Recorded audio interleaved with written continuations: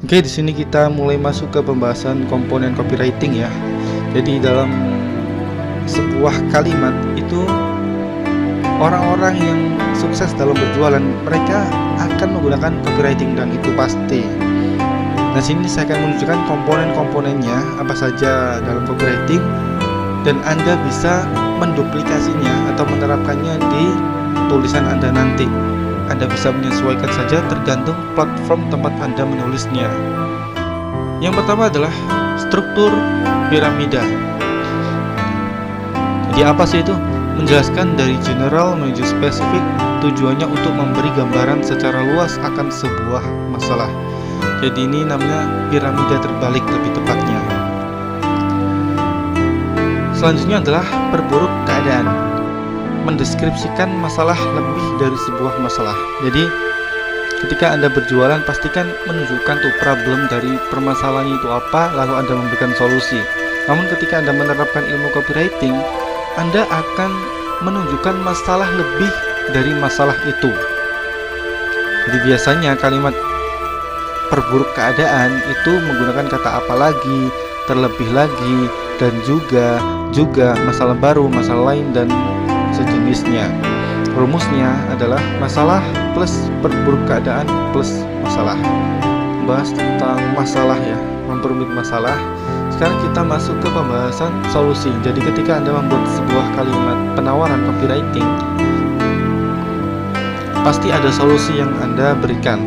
Nah, rumusnya adalah setelah masalah itu solusi atau overboard, bold, italic, dan underline.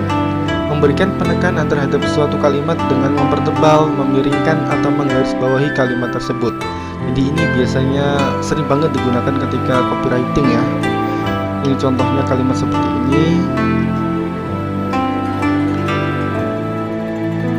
Ini email dari teman saya, Tantan Hilyadana. Jadi dia menawarkan workshop marketing funnel. Workshop yang membahas tentang proses funneling sebuah produk digital kalau nggak salah ini.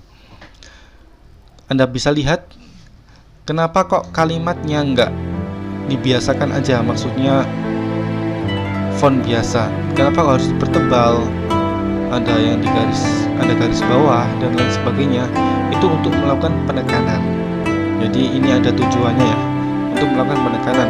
Nah, biasanya yang ditebalkan ini merupakan inti dari sebuah paragraf. Misal di sini bagian PS ini ya. Misal di sini bagian PS ini ada meningkatkan konversi dan penjualan. Ini penekanan yang ada di sini. Di sini ada yang dipertebal ya. Rahasia menaikkan follower, dipertebal, juga dipertebal. Jadi tujuannya adalah untuk menunjukkan poin penting dalam sebuah kalimat. Kalau satu kalimat itu penting semua, ya ditebalkan semua. Loh, apa bisa? Bisa, karena ini bukan pelajaran bahasa Indonesia ya, tapi pelajaran copywriting. Jadi ketika Anda merasa kalimat ini adalah kalimat inti dalam sebuah paragraf, maka itu Anda pertebal. Tapi kalau Anda merasa satu kalimat ini penting semua, Anda pertebal semua bisa. Jadi that's no problem. Ada lagi selain bold, underline, dan italic adalah font color and block color. Jadi memberikan penekanan terhadap suatu kalimat dengan mewarnai kalimat atau membloknya. Ini contohnya ya. Jadi kita main contoh aja biar Anda lebih mudah memahaminya. Ini email dari Aditya Tri, founder dari Pixalogo. Di sini kita bisa lihat ya, ada yang diwarnai merah, ada yang warna biru. Ini warna biru karena otomatis ketika link aktif ya. Ada yang dipertebal, ada yang digarisbawahi ini. Nah, kita melihat ada warna merah. Ini merupakan kalimat perhatian. Jadi ketika orang melihat email ini, maka biasanya akan tertuju ke yang warna merah ini ya, ke yang warna-warna. Itu ada tujuannya supaya menarik perhatian.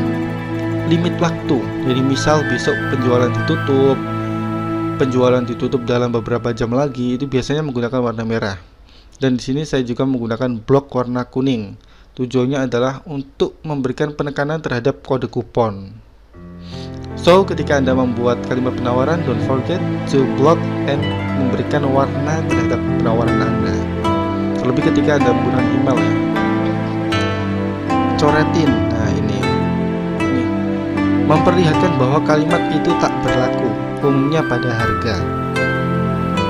Jadi terkadang Anda mendapatkan email atau membaca sebuah website, kok ada sih kalimat yang dicoret, itu maksudnya apa? Itu bagian dari copywriting. Tujuannya untuk memperlihatkan bahwa kalimat itu tidak berlaku. Yang harga normalnya sebesar 985.000 ini saya coret. Maksudnya adalah harga ini tidak berlaku. Spesial hari ini ada mega diskon 60%, jadi Anda cukup mengeluarkan biaya 383.200 saja. Jadi yang saya coret ini berarti maknanya harga tidak berlaku. Nah, ketika Anda membuat kalimat penawaran, Anda bisa menggunakan copywriting coret ini. Untuk kata sebut orang kedua, jadi penyambutan orang kedua, mending Anda menggunakan kalimat kamu atau kata Anda, tergantung marketnya. Jadi jika produk Anda ini menyasar market anak muda, biasanya menggunakan kalimat atau kata kamu. Tapi jika Anda lebih general, Anda menggunakan kalimat atau kata Anda. Jangan menggunakan kata lo atau teman-teman. Kenapa? Karena agar terlihat personal. Di sini biasanya digunakan dalam tahapan email marketing. Contoh, ini email dari Dewa Eka Prayoga. Jadi yang saya panai ini ya, kalimat Anda. Jadi Dewa Eka Prayoga ini lebih memilih kalimat Anda atau kata Anda.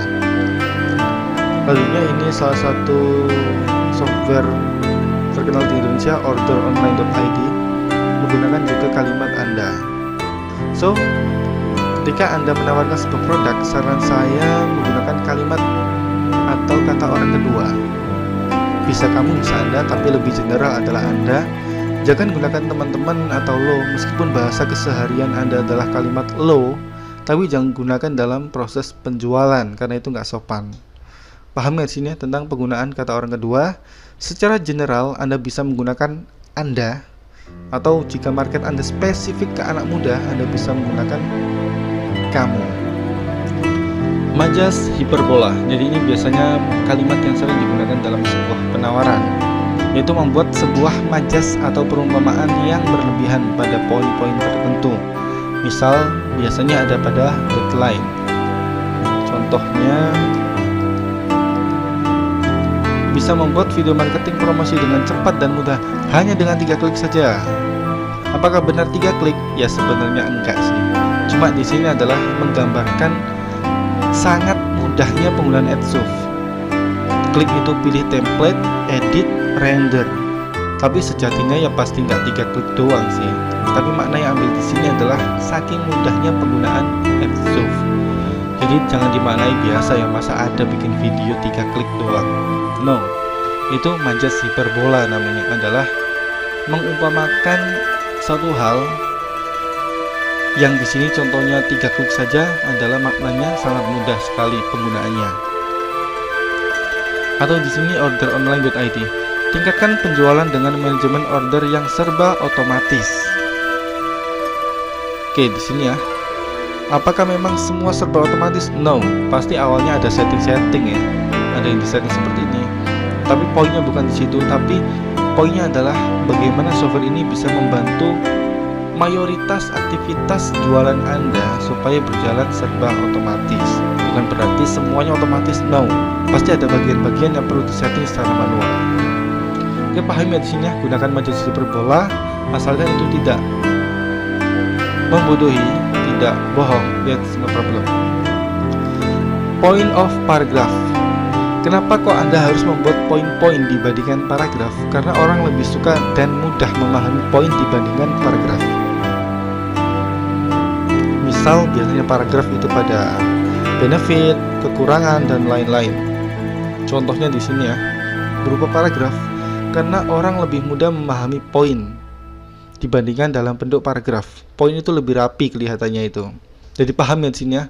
Jadi ketika Anda membuat sebuah kalimat dan itu bisa dijadikan poin, saran saya lebih baik bentuklah dalam bentuk poin, jangan bentuk paragraf, karena poin lebih disukai oleh pembaca. Selanjutnya adalah limit. Jadi biasanya orang yang berjualan secara online itu memberikan limit, mempercepat terjadinya closing dengan menggunakan limit. Nah, limit ini biasanya pada kelangkaan barang atau waktu.